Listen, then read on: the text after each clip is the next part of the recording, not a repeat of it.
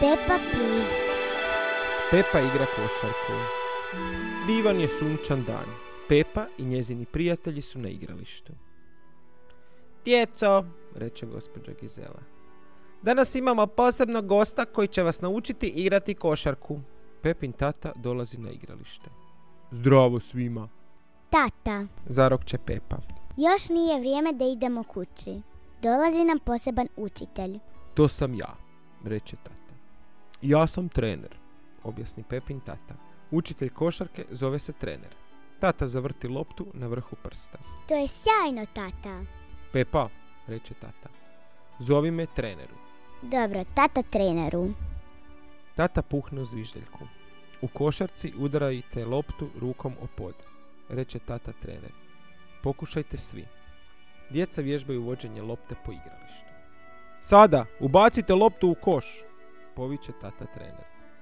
Ups, George baci loptu u suprotnom smjeru. Još moram malo vježbati. Tata trener kaže da je vrijeme za utakmicu.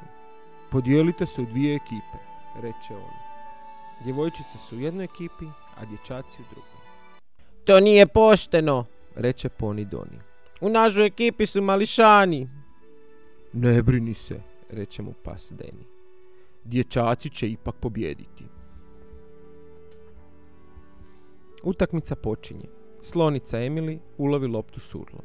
S urlom može dosegnuti vrlo visoko, To nije fair. reče Peppa. Pst, Šapnuo je ovca Suzi. ona je u našoj ekipi. O da, to je pošteno. Odluči Peppa.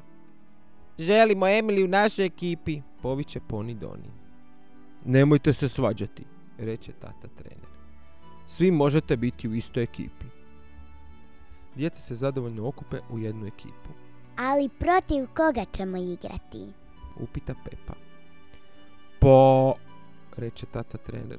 Dakle, u tom trenu pojave se roditelji koji su došli po djecu. Znam, reče tata trener. Igrat ćete protiv odraslih. Ali oni su veći od nas, poviče pas Deni. Da, reče tata trener. Ali vi ste trenirali košarku s tatom trenerom, Tako je. poviče Peppa. Idemo igrati. U redu, poviče ekipa odraslih.